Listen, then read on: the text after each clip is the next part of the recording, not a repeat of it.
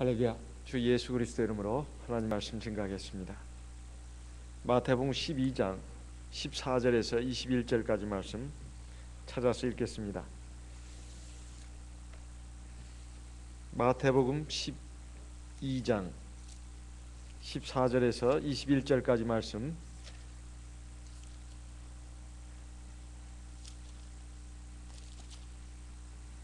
마태복음 12장 14절. 바리새인들이 나가서 어떻게 하여 예수를 죽일고 의논하거늘. 15절. 예수께서 하시고 거기를 떠나가시니 사람이 많이 줬는지라. 예수께서 저희 병을 다 고치시고 자기를 나타내지 말라 경계하셨으니. 17절. 이는 선지자 이사야로 말씀하신 바 보라 나의 택한 종 곧 내 마음에 기뻐하는 바 나의 사랑하는 자로다. 내가 내 성령을 줄 터이니 그가 심판을 이방에 알게 하리라. 그가 다투지도 아니하며 들레지도 아니하리니 아무도 길에서 그 소리를 듣지 못하리라. 상한 갈대를 꺾지 아니하며 꺼져가는 심지를 끄지 아니하기를 심판하여 이길 때까지 하리니. 21절 같이 읽겠습니다. 또한 이방들이 그 이름을 바라리라 함을 이루려 하심이니라. 우리 신앙의 대상은 바로 참 하나님 주 예수 그리스도입니다. 예수님께서 본래 하나님이시지만은 하나님의 아들로 이 세상에 오셨고, 예수님께서 본래 하나님이시지만은 사람의 아들로 이 세상에 오셨습니다. 그리고 여기에 말씀을 보게 되면 하나님의 택한 종이라고 했습니다. 하나님이면서 하나님의 종으로 오신 분, 그분이 바로 우리 구주 예수 그리스도입니다. 주님께서는 이 세상에 오셔서 짧은 한평생을 사셨습니다. 그리고 3년 반 기간 동안 하나님 나라의 말씀을 전하고 가르치셨을 뿐만 아니라, 그리고 하나님의 사랑과 권능을 우리 사람이 보기에 놀라운 기적과 이사 능력으로 보여주셨습니다. 예수님께서 각종 병에 걸린 사람들, 또 귀신 들린 사람들을 고쳐주시고 건강을 주셨을 때 많은 사람들이 놀래고 감격했습니다. 그래서 많은 사람들이 더욱더 예수님을 따르게 되었습니다. 그때마다 예수님께서 하시는 말씀은 여기 오늘 나오는 말씀과 같이 16절에 자기를 나타내지 말라 경계하셨다 이렇게 되어 있습니다. 나 예수를 나타내지 마라. 참 이상하지 않습니까?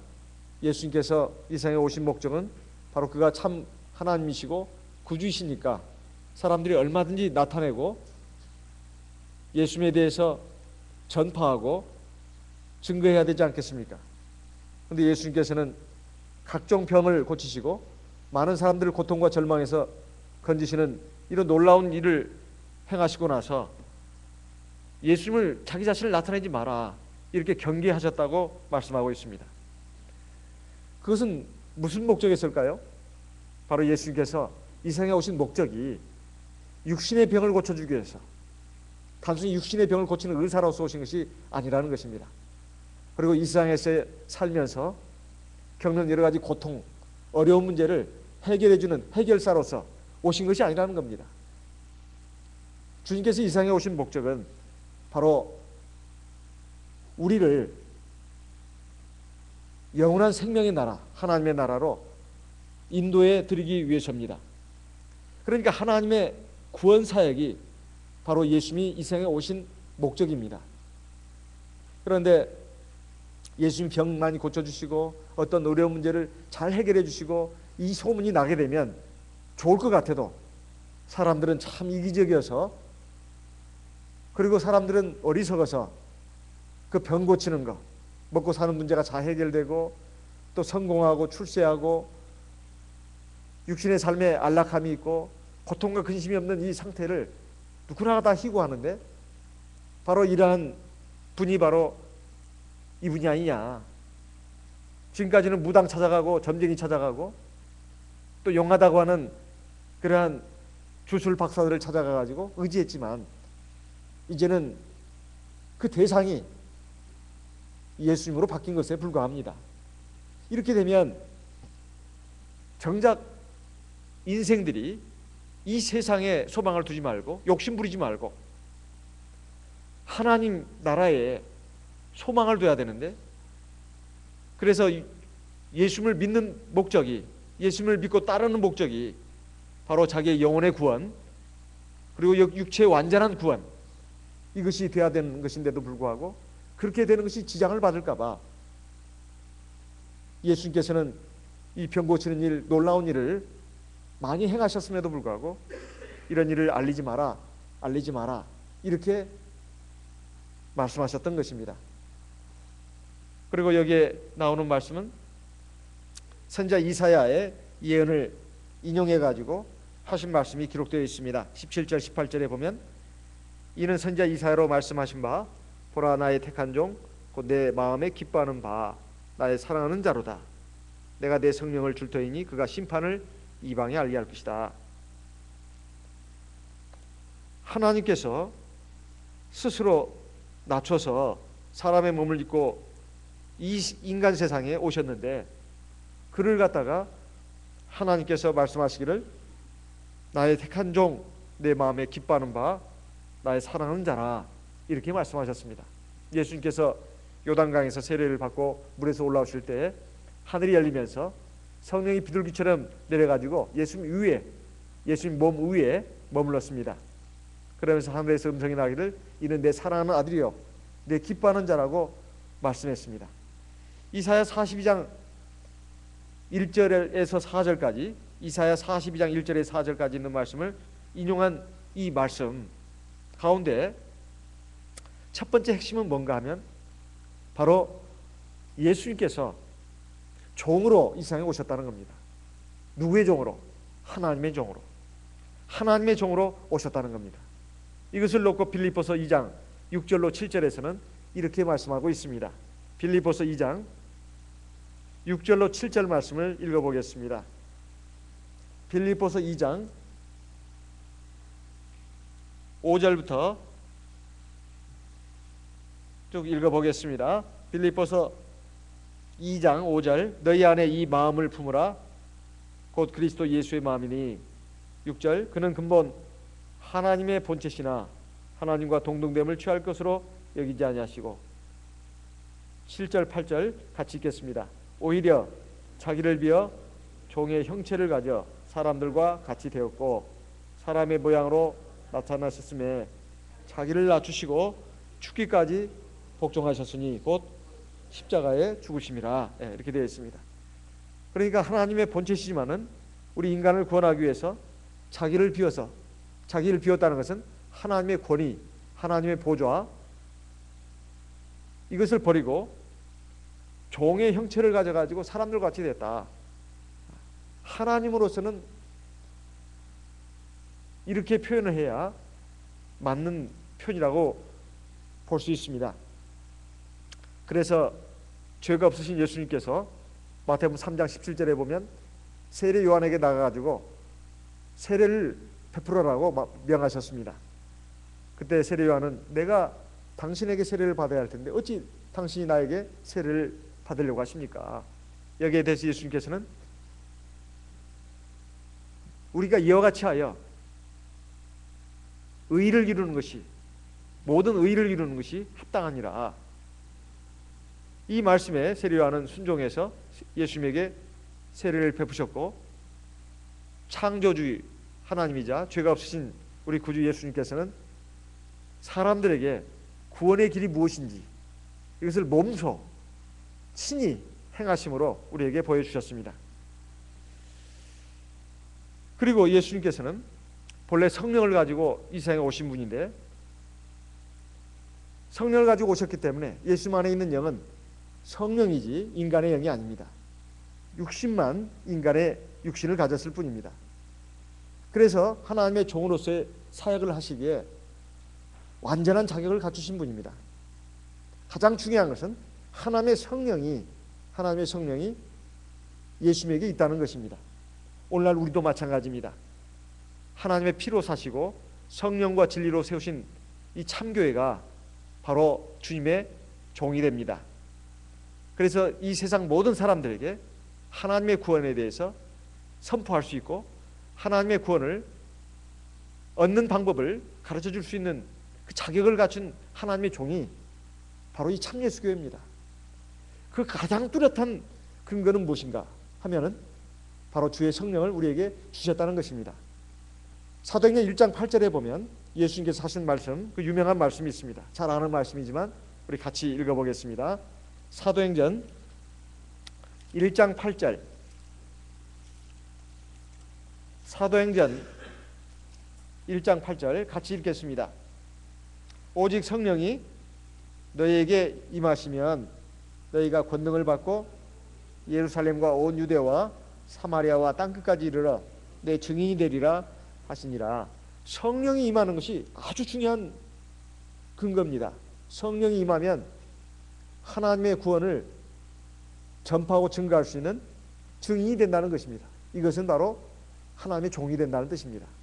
요한복음 20장에 보게 되면 예수님께서 부활하셔가지고 제자들에게 나타나셔가지고 하시는 말씀이 숨을 내쉬며 가라사대 너희가 성령을 받으라. 요한복음 20장입니다. 요한복음 20장 21절부터 23절까지 있는 말씀입니다. 요한복음 20장 21절에서 23절 너희에게 평강이 있을지어다. 아버지께서 나를 보내신 것 같이 나도 너희를 보내노라.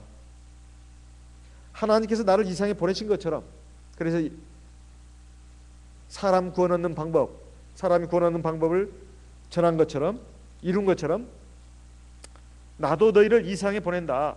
그러면서 22절 23절에 보면 성령을 받으라. 성령을 받으라. 너희가 네 죄든지 사하면 사해질 것이요 네 죄든지 그대로 두면 그대로 있으리라.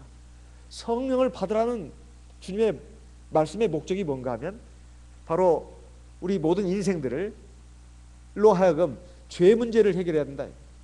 사죄함을 받고 하나님의 백성이 돼서 자녀가 돼가지고 영원한 하나님 나라로 들어가게 하기 위해서 성령을 받으라는 겁니다. 그래서 이 세상에 많은 교회들이 있고 하나님 믿는 단체가 있다 하더라도 정말로 하나님의 택하신 종은 어디냐?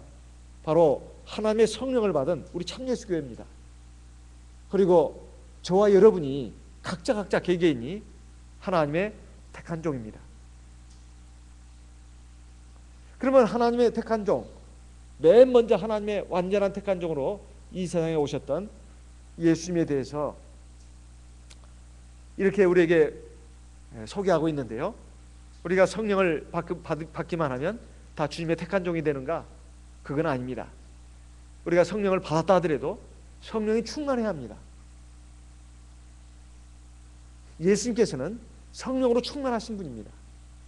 우리도 예수님처럼 비록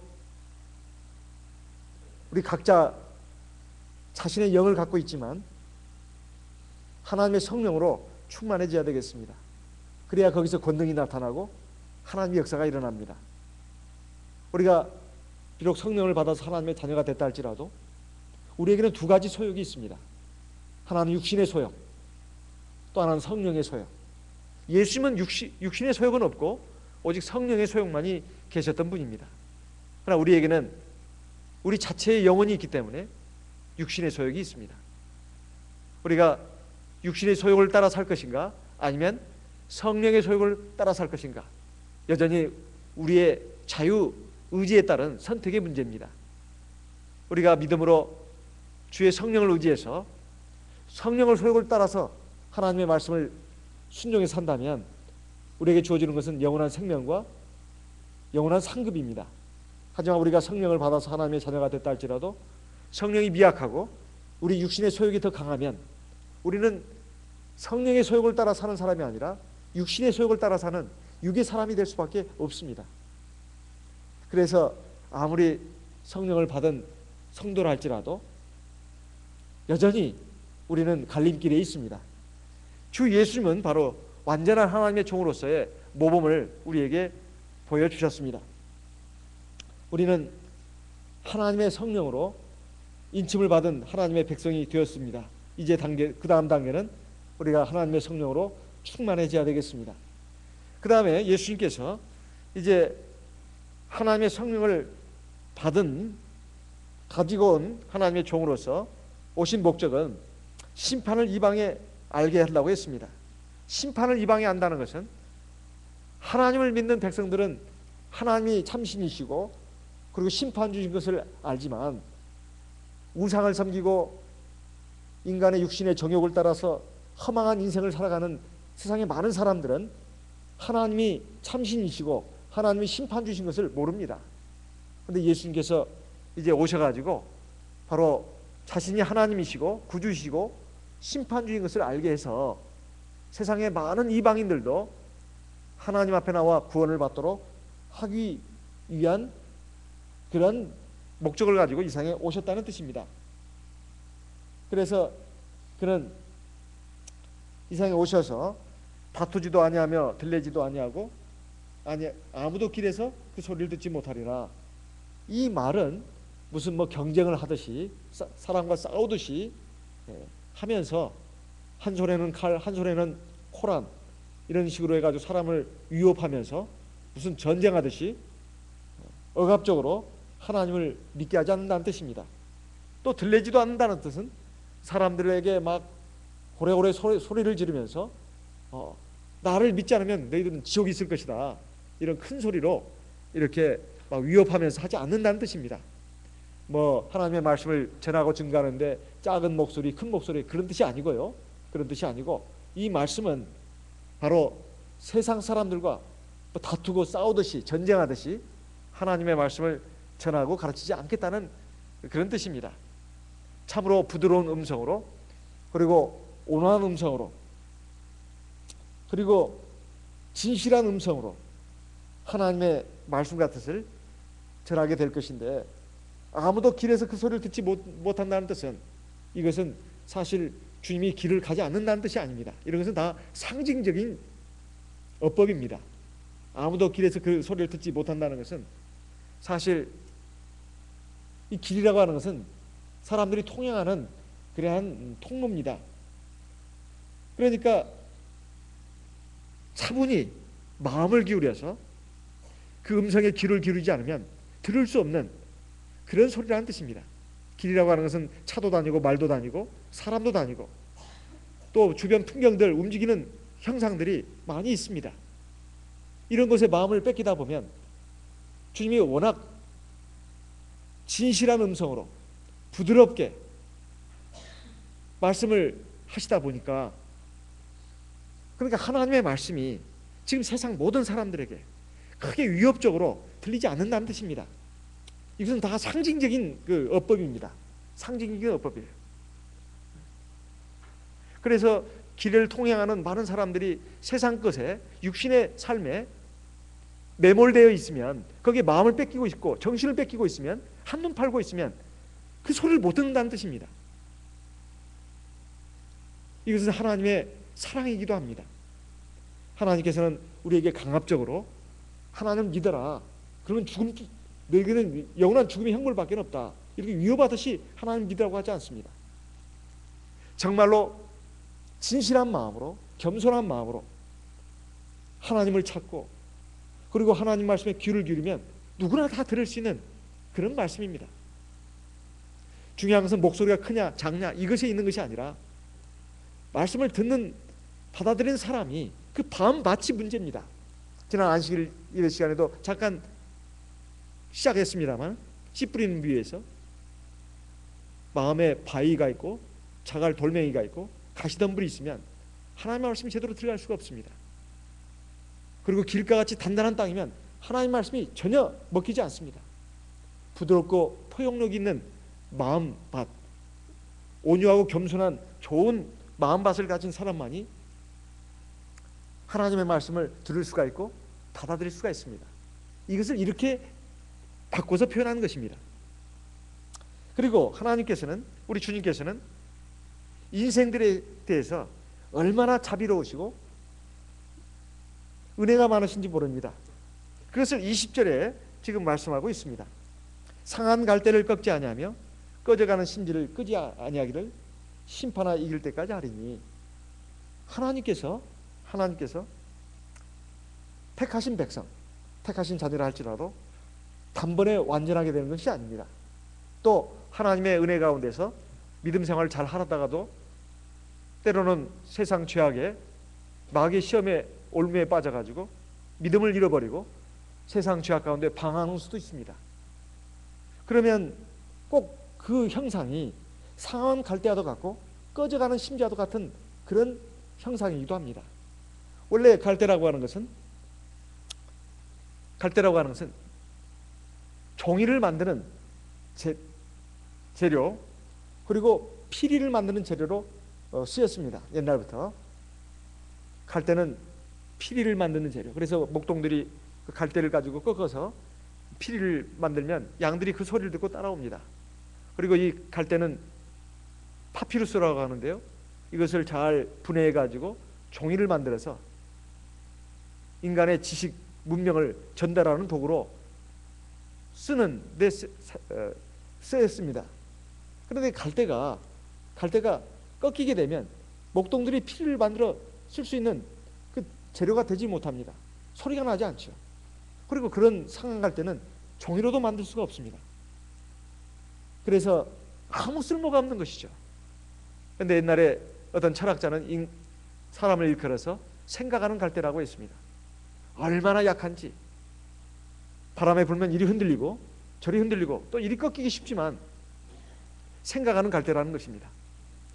우리 인생들이 참으로 그런 것입니다. 질그릇같이 약해서 정신적으로나 육체적으로 상처를 입으면 쉽게 병이 나고, 그리고 정말 큰 고통을 느낍니다.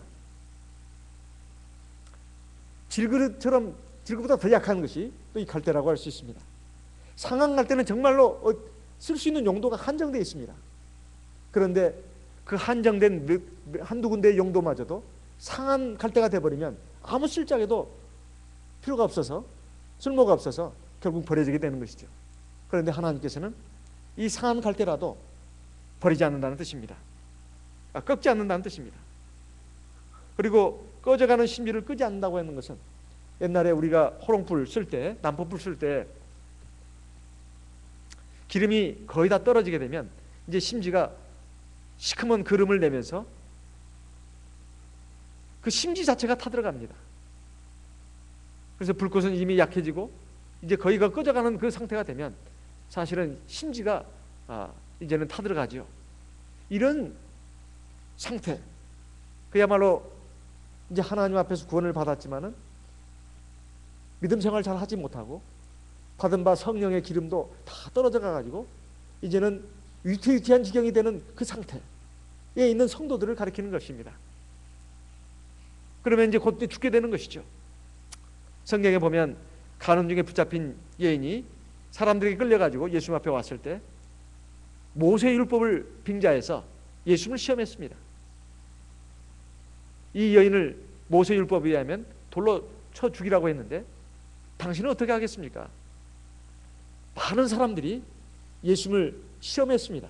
그때 예수님께서는 땅바닥에 엎드려 가지고 글씨를 쓰시면서 말씀하시기를, 너희 중에 누구든지 죄가 없는 자가 돌을 들어 먼저 저 여인을 쳐라.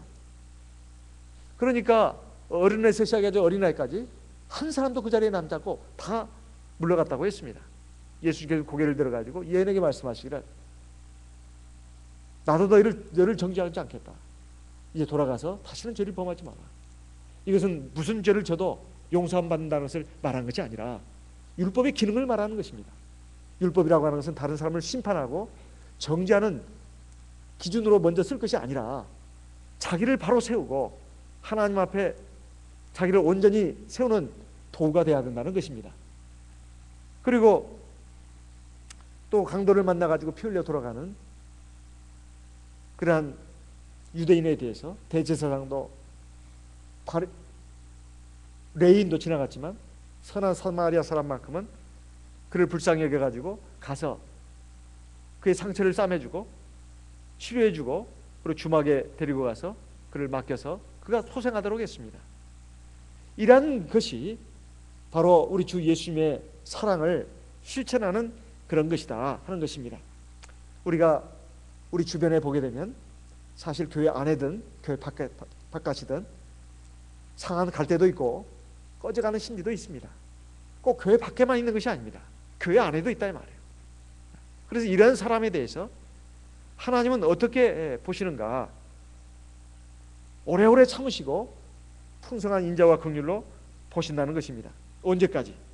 무한정으로 그런 사랑을 베푸시는 것이 아니라 20절에 보면 심판하여 이길 때까지 한다고 되어 있습니다.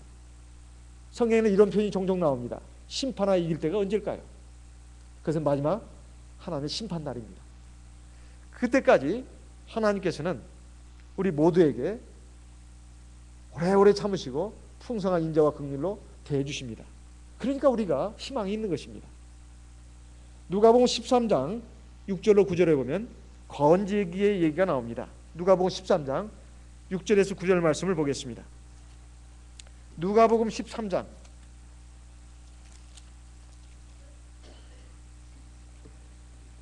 이에 비유로 말씀하시되 한 사람이 포도원에 무화과 나무를 심은 것이 있더니 와서 그 열매를 구하였으나 얻지 못한지라.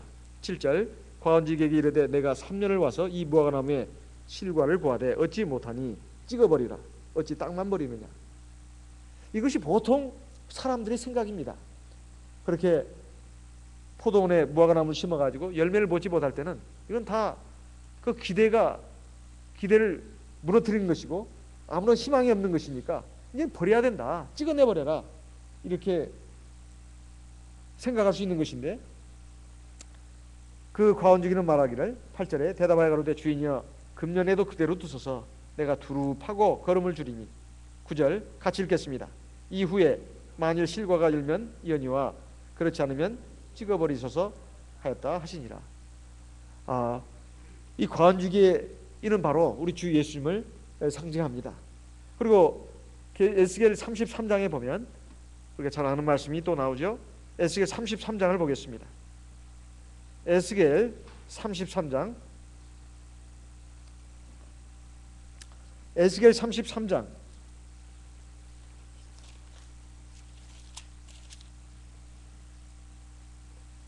14절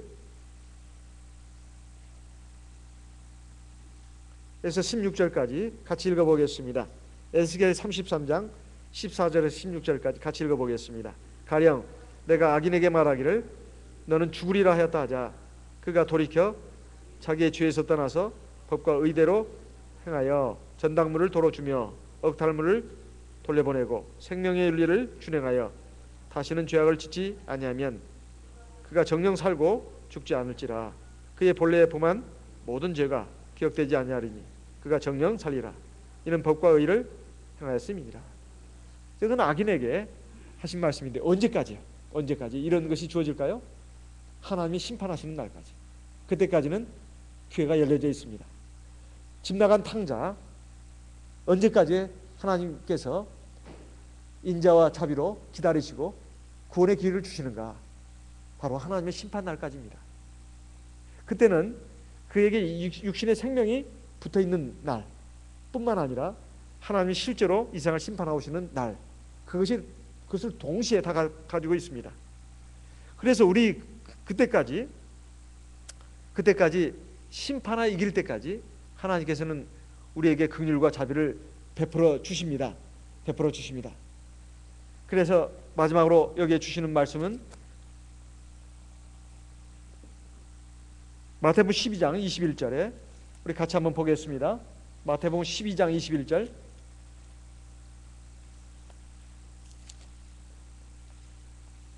또한 이방들이 그 이름을 바라리라 함을 이루리라 하심이니라. 이방들이 그 구원을 이름을 바란다고 하는 것은 하나님의 구원을 바라본다는 뜻입니다. 하나님의 구원을 바라본다는 뜻이에요.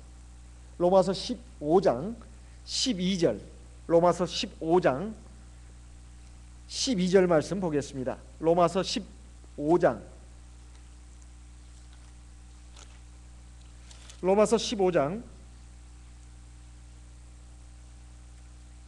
11절부터 13절까지 11절에서 13절까지 같이 읽겠습니다. 로마서 15장 11절부터 13절까지 있는 말씀 같이 읽겠습니다. 또 모든 열방들아 주를 찬양하며 모든 백성들아 저를 찬송하라 하였으며 또 이사야가 가로되 이새의 뿌리 곧 열방을 다스리기 위하여 일어나시는 이가 있으리니 열방이 그에게 소망을 두리라 하였느니라. 13절 소망의 하나님이 모든 기쁨과 평강을 믿음 안에서 너희에게 충만케 하사 성령의 능력으로 소망이 넘치게 하시기를 원하노라. 특히 13절 소망의 하나님이 모든 기쁨과 평강을 믿음 안에서 너희에게 충만케 하사. 그러니까 우리가 살아가면서 하나님의 구원받은 백성이 되고 하나님의 자녀로 살아간다 하더라도 사실 소망이 없으면 살아갈 힘을 잃어버립니다. 우리의 소망은 세상에 있는 것이 아니라 사람에 있는 것이 아니라 하나님께 있습니다. 하나님이 우리에게 생명을 주시고 진정한 삶의 목표와 의미를 주십니다. 그리고 장차 우리에게 주실 영원한 하나님 나라의 그 생명과 복락이라는 것도 하나님이 우리에게 주시는 것이기 때문에 우리 소망을 하나님께 둬야 합니다. 그리고 이 세상에 사는 동안에도 그 하나님이 우리에게 모든 기쁨과 평강을 하나님을 믿는 믿음 안에서 우리에게 풍성히 주시는 것입니다. 그래서 우리가 해야 될 일은 13절 로마서 15장 13절에 있는 것 같이 성령의 능력으로 소망이 넘치게 하시기를 원하노라. 우리가 아무리 믿음을 갖고 있다 하더라도 우리는 굉장히 약한 사람들입니다. 갈대와 같이 약해가지고 상처도 많이 있고 부러지기도 쉽습니다. 또 우리가 아무리 성령을 받은 성도라 하더라도 믿음 생활 잘 하지 않고 기도 잘 하지 않으면 성령이 고갈돼가지고 나중에는 꺼져가는 불이 됩니다. 꺼져가는 불이 있는 거예요. 그러면은 삶의 기쁨과 삶의 평강이 없어집니다. 뿐만 아니라 우리의 소망이 하나님과 하나님 나라에 있는 것이 아니라 자꾸 세상을 향하게 됩니다. 그래서 우리가 하나님에 대해서 하나님의 나라에 대해서 소망으로 넘치려면 성령이 함께 해야 되고 성령이 역사하셔야 합니다. 성령이 역사하시게 하려면 다른 방법이 있는 게 아닙니다. 하나님 안에서 하나님의 말씀 안에서 성령을 의지한 기도를 많이 합니다. 성령 기도라고 하는 것은 꼭 뭘 많이 달라고 구하는 것만이 아닙니다. 하나님과의 대화입니다. 하나님과의 만남입니다. 하나님과의 교제입니다. 우리가 성령으로 기도하게 되면 꼭 뭘 달라고만 기도하는 것이 아닙니다. 하나님 안에서 하나님의 말씀도 들을 수가 있고 그리고 하나님과의 영적인 그 교제가 이루어지는 것을 느낄 수가 있습니다. 그래서 우리의 소망을 하나님께 두고 하나님이 주시는 기쁨과 평강이 우리의 마음과 우리의 몸을 붙잡아 주십니다. 그래서 우리 다 같이 항상 우리 주 예수님께서 세상 끝날 하나님의 심판날까지 우리를 한없는 자비와 긍휼로 대하신다는 것을 기억하고 우리가 그 사랑과 은혜에 어긋나지 않게 우리가 믿음을 가지고 하나님의 성령을 의지해서 하나님의 말씀 가운데서 사는 저와 여러분이 되어야 되겠습니다. 그리고 좀 더 튼튼한 갈대가 되고 그리고 활활 타오르는 등불이 돼서 하나님의 말씀을 전하고 하나님의 능력을 찬양하는 좋은 피리가 될 뿐만 아니라 하나님의 말씀을 내 신비에 담아서 기록해가지고 많은 사람들에게 읽히게 할 수 있는 그리스도의 살아있는 편지가 되는 것이 얼마나 좋을까요? 그리고 우리에게 있는 기름이 풍성하게 넘쳐서 밝은 빛을 발해가지고 많은 세상 사람들에게 하나님의 진리와 은혜를 갖다가 전하는 데 쓰임받는 하나님의 등불이 된다면 얼마나 좋을까요? 하나님의 택한 종은 바로 주 예수 그리스도고 오늘날 우리 참예수교회고 바로 저와 여러분들입니다. 이제 하나님의 사랑과 긍휼이 우리가 항상 함께한다는 것을 기억하고 늘 감사하면서 우리가 믿음으로 사는 저와 여러분 되시기를 바랍니다. 다 같이 기도하겠습니다. 나와 내 가정을 위해서 교회를 위해서 같이 기도하겠습니다.